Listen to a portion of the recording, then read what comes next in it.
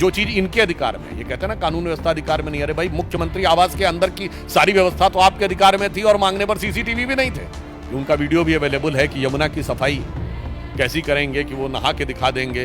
पानी को लेकर हाहाकार था, उसमें किस प्रकार की दुर्गंध आती थी जिस पानी का प्रयोग करना पड़ता था। फिर इन्होंने कहा वर्ल्ड क्लास एजुकेशन सिस्टम देंगे। तो पहले तो पढ़े लिखे मुख्यमंत्री को यह नहीं पता था कि दुनिया का सबसे बड़ा अखबार न्यूयॉर्क टाइम्स नहीं है, और उस हाहाकार के ऊपर ध्यान देने की बजाय प्रचार के ऊपर सारा ध्यान था।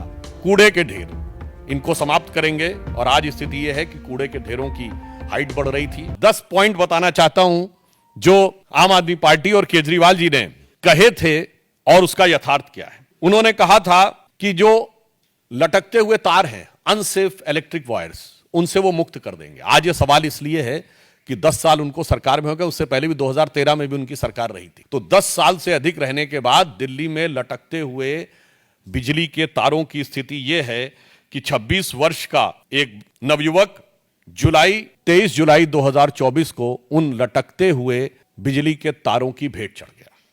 दूसरा, उन्होंने दावा किया था कि 24 आवर क्लीन ड्रिंकिंग वाटर देंगे। और अभी जब गर्मी आया तो लोगों ने देखा कि उत्तर पश्चिम दिल्ली और बाहरी दिल्ली के क्षेत्रों में किस ढंग से पानी को लेकर हाहाकार था।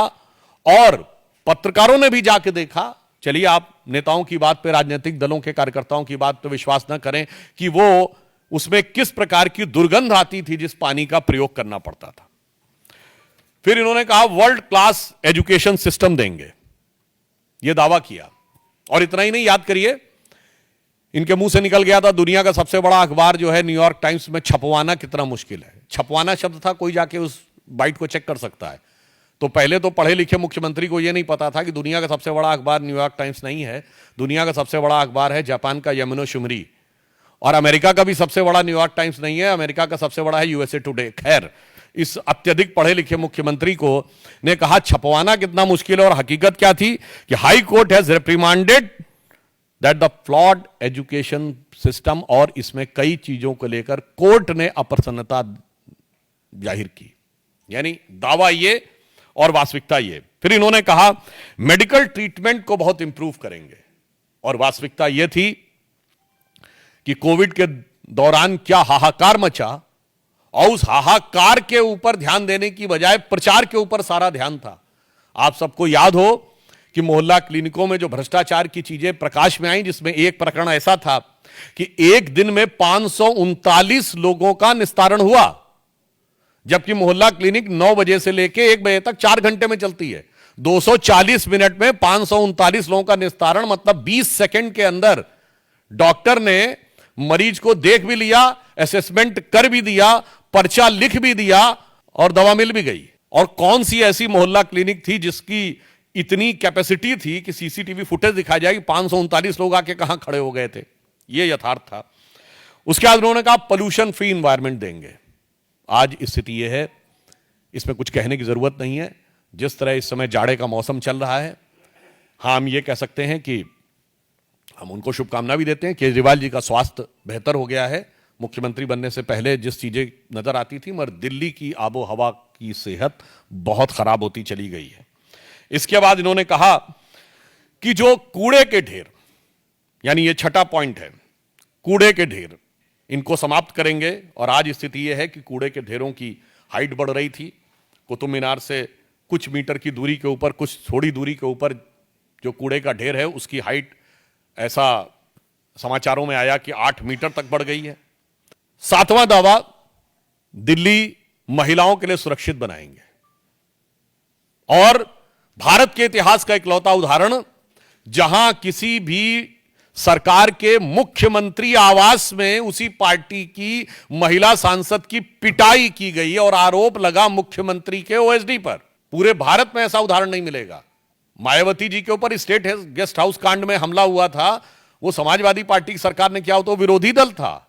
यहां तो सत्ताधारी दल की, अपनी पार्टी की महिला के साथ। और जो कुछ महिलाओं के साथ अन्य चीजें हो रही हैं, वो किसी से कोई छुपा हुआ नहीं है। जो चीज इनके अधिकार में, ये कहते हैं ना कानून व्यवस्था अधिकार में नहीं। अरे भाई, मुख्यमंत्री आवास के अंदर की सारी व्यवस्था तो आपके अधिकार में थी और मांगने पर सीसीटीवी भी नहीं थे। अब आप देखिए, अगला इनका था कि कच्ची कॉलोनीज जो हैं उनको बेसिक इम्यूनिटी जो मूलभूत सुविधाएं हैं उनसे युक्त कर देंगे। संगम विहार में जिस प्रकार की चीजें देखने को मिली उससे बहुत साफ है कि यह दावा बिल्कुल यथार्थ के धरातल पर चूर चूर होता नजर आ रहा है।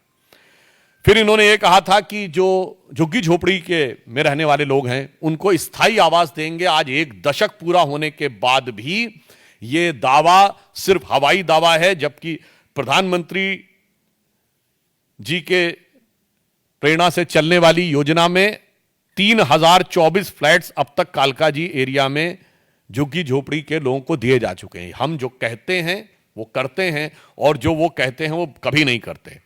अब यमुना की सफाई, आप सभी को पता है, उनका वीडियो भी अवेलेबल है कि यमुना की सफाई कैसी करेंगे कि वो नहा के दिखा देंगे। और आज स्थिति है कि वो पास जाने में भी हिचकते हैं। यमुना की झाग वाली फोटोएं आप सब ने देखी। अतः ये 10 पॉइंट हैं जो हम लोगों ने कहे कि केजरीवाल जी के दावे। एक, बिजली के तार, दूसरा क्लीन ड्रिंकिंग वाटर, तीसरा वर्ल्ड क्लास एजुकेशन सिस्टम, चौथा स्वास्थ्य की बेहतर सुविधाएं, पांचवां पर्यावरण प्रदूषण, छठा गंदगी के ढेर, सातवां महिला सुरक्षा, आठवां कच्ची कॉलोनियों में बेसिक फैसिलिटीज और नवां झुग्गी झोपड़ी के लोगों को मकान और 10वां यमुना की सफाई। ये तो नहीं किया, मगर काम ऐसे अद्भुत किए हैं कि भारत की राजनीति में उदाहरण न मिले।